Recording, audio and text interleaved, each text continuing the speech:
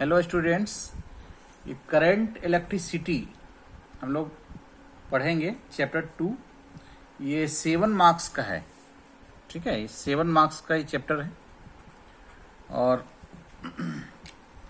हम लोग first chapter में पढ़े थे इलेक्ट्रोस्टैटिक्स।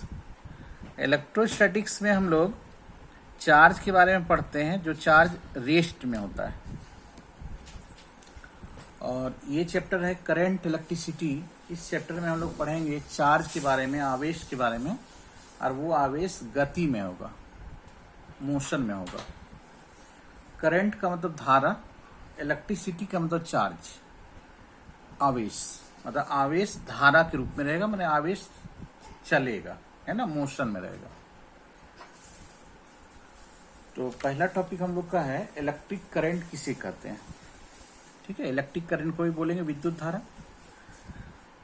तो कोई भी कंडक्टर के पास बहुत मात्रा में फ्री इलेक्ट्रॉन्स होता है। ठीक है, फ्री इलेक्ट्रॉन्स बहुत मात्रा में होता है। यदि हम लोग एक सिल्वर का एक पीस ले लें जिसका चौड़ाई 1 मीटर, लंबाई 1 मीटर, ऊंचाई 1 मीटर, मतलब 1 मीटर क्यूब का वॉल्यूम है, और यदि हम सिल्वर ले लें तो उसके पास लगभग 10 का पावर 29 फ्री इलेक्ट्रॉन्स होता है। 1 मीटर क्यूब में उतना होता है ना। तो कंडक्टर के पास बहुत मात्रा में फ्री इलेक्ट्रॉन्स होता है। तो वो फ्री इलेक्ट्रॉन्स जो है वो चार्ज कैरियर है, मतलब चार्ज को कैरी करता है। तो यदि वो फ्री इलेक्ट्रॉन्स यदि मोशन में आ जाता है, कैसे मोशन में आएगा ये हम लोग पढ़ेंगे अगले वीडियो लेक्चर में। और अभी जानेंगे कि यदि वो मोशन में आ जाता है तो हम लोग बोलेंगे कि करंट आया, विद्युत धारा उसमें प्रवाहित हो रहा है। तो यदि किसी कंडक्टर में चार्ज का फ्लो होता है, चार्ज बहता है, चार्ज मूव करता है, चार्ज मोशन में आता है, मतलब इलेक्ट्रॉन मोशन में आता है। चार्ज मोशन में आने का मतलब है कि इलेक्ट्रॉन मोशन में आता है। तो हम लोग कहते हैं कि वो कंडक्टर जो है, वो सुचालक जो है, उसमें विद्युत धारा प्रवाहित हो रहा है, उसमें इलेक्ट्रिक करंट चल रहा है, इलेक्ट्रिक करंट है उसमें। इलेक्ट्रिक करंट को आई से डिनोट करते हैं, कैपिटल आई से या फिर स्मॉल आई से। तो कहता है the rate of flow of charge. ठीक है, rate of flow of charge मतलब आवेश के प्रवाह का दर। फ्लो मतलब प्रवाह, चार्ज मतलब आवेश। तो आवेश के प्रवाह के दर को कहाँ पर, किसी कंडक्टर में। तो कंडक्टर में कौन सा आवेश फ्लो करेगा, कंडक्टर में फ्लो करेगा इलेक्ट्रॉन। तो आवेश के प्रवाह के दर को इलेक्ट्रिक करंट कहते हैं। ठीक है, और दर का मतलब क्या हो गया, दर का मतलब हो गया कि क्यू चार्ज मान लो फ्लो करता है टी टाइम में, तो दर हो गया क्यू बाई टी, है ना। इट इज नोटेड बाय आई, और आई स्मॉल आई या कैपिटल आई, ब्रैकेट देने की कोई जरूरत नहीं था।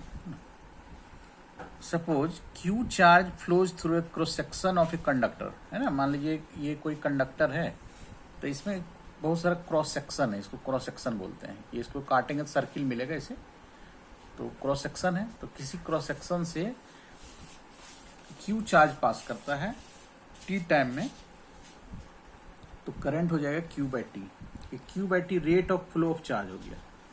Rate of flow of charge का मतलब जितना चार्ज फ्लो किया डिवाइडेड बाय टाइम, है ना। जैसे rate of change of velocity पढ़ते थे 11 क्लास में, तो जितना वेलोसिटी चेंज किया divided by time. Rate of change of position मतलब जितना पोजीशन चेंज किया डिवाइडेड बाय टाइम। ठीक है, अब आई बराबर हम लोग del Q by del T भी लिख सकते हैं। क्यू स्मॉल कैपिटल दोनों होता है, कोई दिक्कत। तो इसका मतलब भी यही हुआ कि del Q charge del T time में पास किया, दोनों का मतलब सेम ही है ना।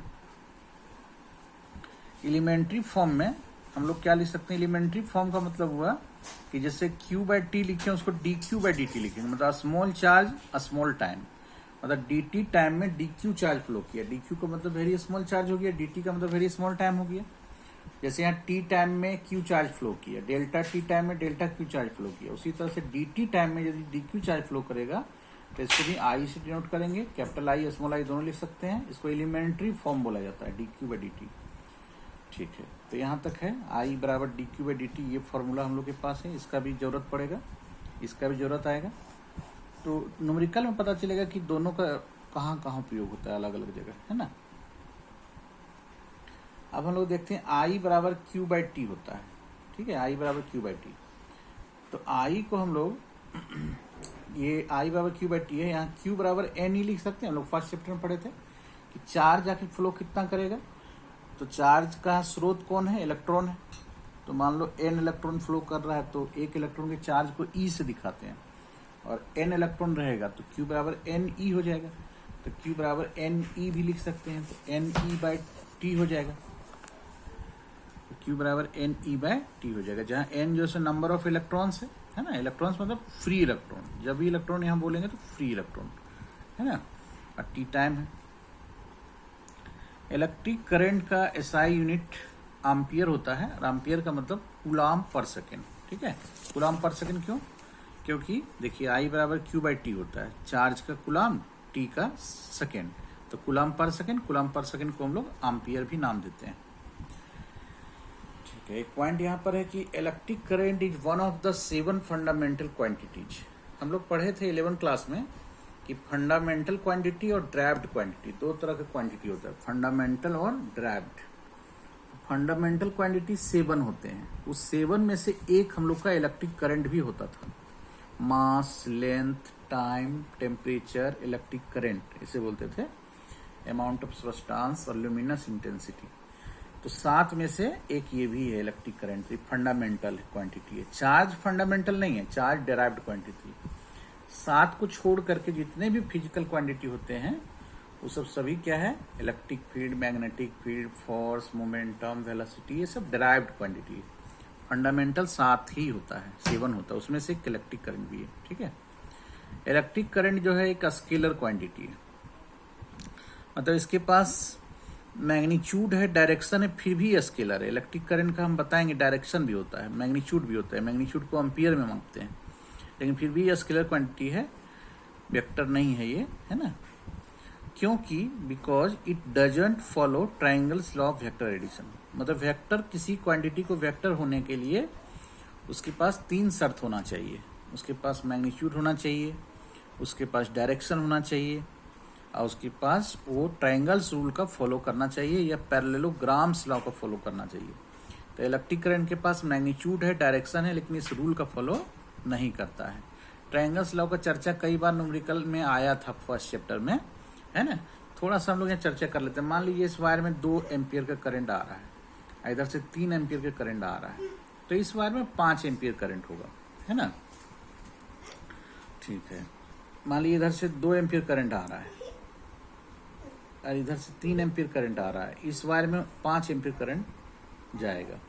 देखिए यहाँ पे ये दोनों वायर के बीच का एंगल कुछ था, देखिए मान लीजिए 30 डिग्री था, और यहाँ तो 2 एम्पियर और 3 एम्पियर जो वायर है इसके बीच का एंगल तो 180 डिग्री है ना, अपोजिट में। तो एंगल कुछ भी रहे दोनों वायर का, 2 और 3 के बीच का एंगल 180 था, 2 3 के बीच का एंगल यहाँ 30 डिग्री था मान लीजिए, तो 2 3 मिलके 5 हुआ और 2 3 मिलके यहाँ भी 5 हुआ। एंगल से कोई मतलब नहीं है, मतलब स्केलर टाइप का जो जोड़ होता है, डायरेक्शन से कोई मतलब नहीं, उस तरह का जोड़ यहाँ इलेक्ट्रिक करंट में देखा जाता है। इसीलिए इलेक्ट्रिक करंट जो है एक स्केलर क्वांटिटी है, वेक्टर क्वांटिटी बिल्कुल नहीं है ना। अब आइए क्वेश्चन हम लोग कुछ बनाते हैं, है ना। एनसीईआरटी में इस तरह का क्वेश्चन नहीं दिया हुआ है। कहता है इतना फ्री इलेक्ट्रॉन्स है, 3 × 10⁻10 free electrons pass through conductor, किसी कंडक्टर से पास करता है पर सेकेंड, 1 सेकेंड में इतना इलेक्ट्रॉन पास करता है, तो कितना इलेक्ट्रिक करंट होगा। तो करंट बराबर हम लोग अभी पढ़े थे कि एन ई बाई टी होता है, क्यू बाई टी होता है, क्यू को एन ई लिख सकते हैं। तो एन जो है इतना, एन नंबर ऑफ इलेक्ट्रॉन्स है, फ्री इलेक्ट्रॉन 3 × 10⁻10, और ई का वैल्यू 1.6 × 10⁻19 लिखेंगे हम लोग। टाइम 1 सेकेंड, पर सेकेंड बोला है, इसको मल्टीप्लाई कर देंगे 4.8 गुना 10 का पावर -9 हो जाएगा, -19, तो इतना एम्पियर करंट हो जाएगा, है ना। अगला प्रश्न है, if electric current in a wire is 2 ampere. किसी वायर में 2 एम्पियर का करंट है, आई बराबर 2 एम्पियर, और find the number of free electrons passing through the wire पर सेकेंड। मतलब number of electron passing through पर सेकेंड पूछा है, मतलब समय मान लीजिए 1 सेकेंड दिया हुआ है, हमको एन निकालना है, समय 1 सेकेंड दे दिया है, हमको एन निकालना है। तो ठीक है, आई बराबर एन ई बाई टी लगाते हैं, आई बराबर एन ई बाई टी, और एन का मान निकालना है, ई का मान 1.6 10 का पावर -19 होता है, और टी जो है 1 है, और आई का मान 2 एम्पियर है ना। तो 2 बराबर हो जाएगा 2 इधर आई बराबर और n गुना 1.6 10 का पावर माइनस 19। तो यहाँ से n निकाल सकते हैं नंबर ऑफ इलेक्ट्रॉन 2/1.6 गुना 10 का पावर माइनस 19 है ना। पॉइंट हटा देंगे 0 हो जाएगा। 4 से इसको काट देना है 5/4 हो गया 1.25 लिख सकते हैं 10 का पावर 19 मतलब इतना इलेक्ट्रॉन्स पास करेगा पर सेकंड। ठीक है, अगला प्रश्न हम लोग का देखिए मिली एम्पियर है। मेगा नहीं पढ़ेंगे इसको, मेगा कैपिटल एम होता है स्मॉल एम। इतना करंट पास करता है, इतना करंट प्रवाहित होता है किसी वायर से, ठीक है। कितना मिनट में? 2 मिनट। 2 मिनट तक इतना करंट पास होता है। तो कितना चार्ज पास करेगा पूछा है, कितना चार्ज पास किया। बहुत आसान है, आई बराबर जैसे 300 मिली का मतलब 10 का पावर माइनस 3 एम्पियर हो गया है ना। और समय दिया हुआ 2 मिनट, तो 2 मिनट का मतलब 2 गुना 60 120 सेकेंड, 120 सेकेंड। और अभी हम लोग फॉर्मूला पढ़े थे आई बराबर क्यू बाई टी। तो यहाँ से क्यू बराबर हो जाएगा आई टी, ठीक है। आई का मान 300 गुना 10 का पावर माइनस 3 और टी जो है सो 120 हो जाएगा। इसको मल्टीप्लाई कर देंगे 120 भारतीय 36 हो गया। ये 3 जीरो से ये 10 का माइनस 3 कट गया तो 36 गुलाम हो जाएगा। 36 गुलाम चार्ज पास करेगा। ये सब प्रश्न एनसीईआरटी में नहीं दिया हुआ है लेकिन पूछा जाता है ये सब इस तरह का क्वेश्चन। अगला प्रश्न है the charge flowing through a wire at time t given as q बराबर t q plus 3t² plus t plus 1। किसी वायर से टी टाइम पर इतना चार्ज फ्लो कर रहा है। चार्ज मेरा वेरिएबल है, ठीक है। टी सब जगह आ जा रहा है, वेरिएबल मतलब बदलने वाला है ना। तो इलेक्ट्रिक करंट पूछा टी बराबर 1 सेकंड पर करंट क्या होगा। तो जब वेरिएबल चार्ज रहेगा तो आई बराबर क्यू बाई टी से नहीं बनाएंगे। वेरिएबल चार्ज रहेगा तो हम लोग बनाएंगे आई बराबर D Q by D T से, है ना। इसे D Q by D T का प्रयोग तभी करेंगे जब चार्ज वेरिएबल रहेगा। तो डी बाई डी टी, ठीक है। क्यू का मान यहाँ पुट कर देंगे। तो क्यू का मान हम लोग का T q plus 3t² T Q 3t² T plus 1 है ना। तो टी क्यू का 3t² हो जाएगा। ये डिफ्रेंसिएशन है, ये है ना। डिफ्रेंसिएशन कुछ पता है, चारों का डिफ्रेंसिएशन अलग अलग होगा। नियम क्या होता है, जैसे 3 पावर है तो 3 पावर यहाँ गुना में हो जाएगा, पावर 1 घट जाएगा, टी का पावर 2 हो जाएगा, 3 की जगह पर 2, ठीक है। इसका डिफ्रेंसिएशन करना है। इसमें 3 जो से बाहर निकल जाएगा, 3 बाहर निकल जाएगा। टी स्क्वायर के 2 जो से पहले मल्टीप्लाई में आ जाएगा और टी का पावर 1 घट जाएगा। घटने का मतलब 2 का में 1 घट जाएगा, 1 बचेगा, 1 को लिखने की जरूरत भी नहीं है। और टी का डिफ्रेंसिएशन 1, जैसे D T by D T ऐसे भी कट के 1 हो जाएगा, ऐसे टी का डिफ्रेंसिएशन 1 और 1 कांस्टेंट है, कांस्टेंट का डिफ्रेंसिएशन 0। तो डिफ्रेंसिएशन 11 क्लास में पढ़ना रहता है और यदि दिक्कत होगा तो मैथ्स में तो पढ़ना ही है ना। तो आई बराबर इतना आ गया मेरा, आई जो सो वेरिएबल आ गया। अलग अलग टी पुट करेंगे तो अलग अलग करंट मिलेगा। तो टी बराबर यहाँ पुट करने बोला 1 सेकेंड, तो 3 × 1 का स्क्वायर, टी बराबर 1 हम पुट करेंगे तो 6 1 7 और 3 10, तो 10 एम्पियर हो जाएगा, है ना। 2 सेकंड पर पूछता तो टी बराबर 2 पुट कर देते। 0 सेकंड पर पुट करना रहता, 0 सेकंड पर करंट पूछता तो टी बराबर 0 पुट कर देते, 1 आ जाता आंसर।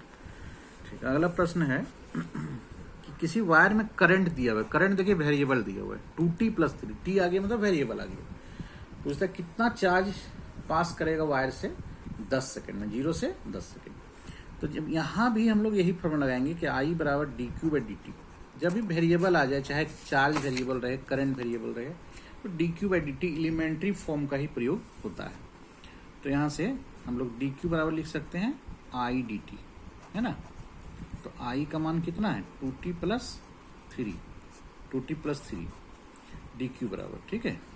अब क्या करेंगे, अब क्या करेंगे, इसमें इंटीग्रेटिंग कर देंगे। इंटीग्रेटिंग देखो डी क्यू है, जो है डी टी है, तो इंटीग्रेटिंग करेंगे तभी आगे बढ़ेगा। ये लिमिट लेकर के, both integrating both sides with proper limit. Proper मतलब उचित लिमिट लेकर के हम लोग इसको इंटीग्रेशन करेंगे। इस इधर डी क्यू था, इधर 2t प्लस 3 था, डी टी था, ऐसे था। इधर भी इंटीग्रेशन, इधर भी इंटीग्रेशन। इधर जो इंटीग्रेशन हम लोग करेंगे जैसे क्वेश्चन में था ना 0 से 10 सेकंड, 0 से 10 सेकंड, और इधर 0 से कैपिटल Q तक। मतलब ये भी हुआ कि समय जब 0 है, इधर dt मतलब समय इधर बता रहा है, समय 0 तो चार्ज 0 फ्लो किया होगा। समय जब 10 सेकेंड होगी, चार्ज कैपिटल Q या स्मॉल q कुछ भी मान सकते हैं, ठीक है। अब बताइए dq का इंटीग्रेशन क्या होता है। तो dx का इंटीग्रेशन x कई बार हम लोग पढ़े थे, dq का q हो जाएगा, ब्रैकेट देंगे यहाँ, लोअर लिमिट अपर लिमिट, है ना। अब इसका इंटीग्रेशन कैसे करेंगे, तो दो भागों में इंटीग्रेशन होगा। जैसे 2t dt कर दो, तोड़ दो इसको, 0 से 10, इसको 3 dt, है ना, ऐसे 0 से 10 तोड़ दिए इसको। अब यहाँ पर क्या है कि स्मॉल q के जब अपर लिमिट पुट करेंगे, फिर लोअर लिमिट, बीच में 0, यहाँ 2 बाहर आ जाएगा, ठीक है, 2 बाहर आ गया। अब t का इंटीग्रेशन कैसे होगा, t²/2 नियम होता है। जितना इंटीग्रेशन में क्या है कि जितना पावर है, एक पावर है, बढ़ जाता है, 2 हो जाता है, बटे 2। डिफ्रेंसिएशन में बताया थे कि पावर यहाँ वाला गुना में आ जाता है डिफ्रेंसिएशन में, और एक पावर घट जाता है, यहाँ पावर बढ़ जाता है, जो बढ़ा हुआ है वही यहाँ लिखा जाएगा, 3 यहाँ बाहर निकल जाएगा। और dt का t, जैसे dq का q, dx का x, तो dt का t। इसको सॉल्व करेंगे, 2 से 2 कट जाएगा, लिमिट कहाँ से कहाँ तक, 0 से 10 तक, ठीक है। t के जगह पर 10 और t के जगह पर 0, बीच में माइनस, तो 10 का स्क्वायर माइनस 0 का स्क्वायर प्लस 3, 10 माइनस 0, तो ये 100 प्लस 30 बराबर 130 कूलम, Q बराबर 130 कूलम, ठीक है। फिर हम लोग जानेंगे अगले वीडियो में कि किस प्रकार से आखिर किसी कंडक्टर में जो चार्ज है उसका फ्लो किस कारण से फ्लो करेगा, है ना, किस कारण से इलेक्ट्रॉन उसमें फ्लो करेगा, क्यों फ्लो करेगा, है ना, हर समय फ्लो करेगा या कुछ कंडीशन होगा तब फ्लो करेगा। ये सब कहानी जो है हम लोग अगले वीडियो लेक्चर में हम लोग जानेंगे। आज हमने पढ़ा केवल इलेक्ट्रिक करंट किसे कहते हैं, उससे संबंधित जो प्रश्न है, न्यूमेरिकल्स है, उसको हम लोग देख रहे थे। Thank you.